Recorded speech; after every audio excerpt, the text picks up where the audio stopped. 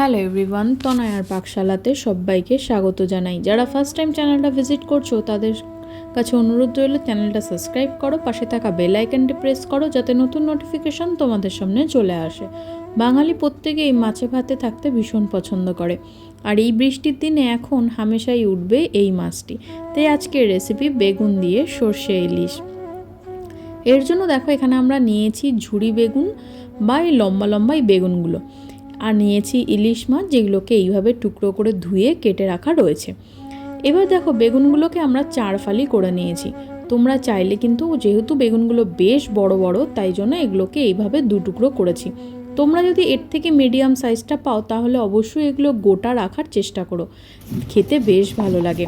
আর এখানে মশলা বলতে নিয়েছিলাম গোটা জিরে, সর্ষে আর কাঁচা লঙ্কা, যেগুলোকে তোমরা চাইলে কিন্তু মিক্সার জারেও পেস্ট করে নিতে পারো।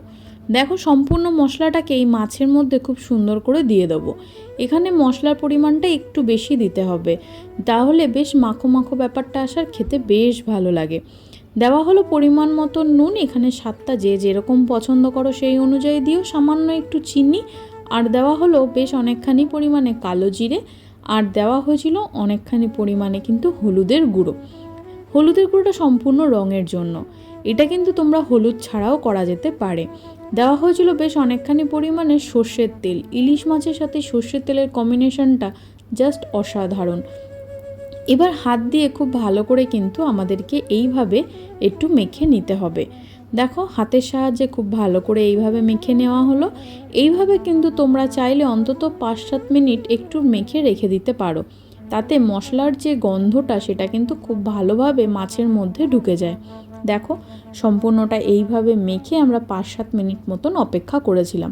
এবার কড়াইতে বসিয়ে দেওয়া হলো সামান্য একটু সর্ষের তেল, যাতে নিচে লেগে না যায়। আর মাছে যেহেতু তেল দেওয়াই রয়েছে তাই খুব বেশি তেলের এখানে কিন্তু কোনো প্রয়োজন নেই। তেলটা হালকা উষ্ণ গরম হলেই এখানে সেই মেখে রাখা মাছটা সম্পূর্ণটা কিন্তু এর মধ্যে ঢেলে দিতে হবে। এবার সেই বাটি ধুয়েই নর্মাল টেম্পারেচারে থাকা জলটা দিয়ে দেবো এই মাছের মধ্যে। এখানে ঝোলটা যে যে অনুযায়ী খেতে চাও বা কে কতটা রাখতে চাও সেটা সম্পূর্ণ তোমাদের ব্যক্তিগত ব্যাপার। এখানে কিন্তু দেখো আমরা জলটা খুব বেশি রাখবো না, একটু গা মাখা মাখা রাখবো, সেই জন্য খুব বেশি জল কিন্তু এখানে আমরা দিইনি। এখানে আমরা 2.5 কাপ মতন জল দিয়েছিলাম। ওপর থেকে দিয়ে দেওয়া হয়েছিল চিড়ে নেওয়া কিছু কাঁচা লঙ্কা। ঢাকা চাপা দিয়ে মিডিয়াম আঁচে 10 মিনিট মতন ফুটিয়ে জাল করে নিয়েছি। আবারও কিন্তু একটু ভালো করে নাড়িয়ে চাড়িয়ে মাছটাকে এপিটোপিট করে নেব। ইলিশ মাছ ভীষণ নরম, যেটা একটু ভাপ দিলেই খুব সুন্দর সিদ্ধ হয়ে যায়।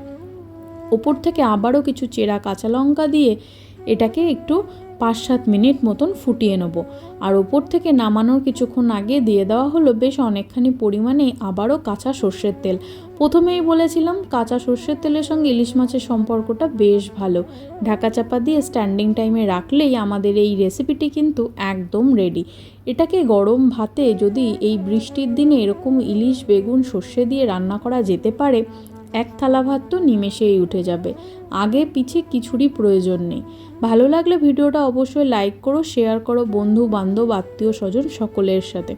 আর পুরো ভিডিওটা দেখলে অবশ্যই ছেড়ে যাওয়ার আগে সাবস্ক্রাইব করো। ধন্যবাদ।